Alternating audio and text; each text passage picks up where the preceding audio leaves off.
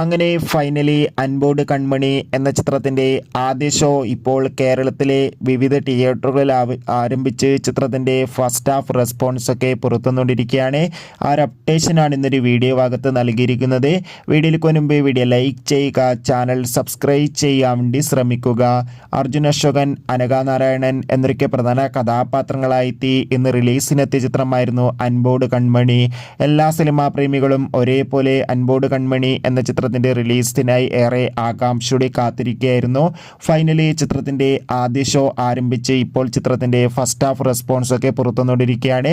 ചിത്രത്തിൻ്റെ ആദ്യ പകുതിക്ക് തന്നെ മികച്ചൊരു പോസിറ്റീവ് റെസ്പോൺസാണ് നേടിയെടുക്കാൻ വേണ്ടി സാധിച്ചിട്ടുള്ളത്.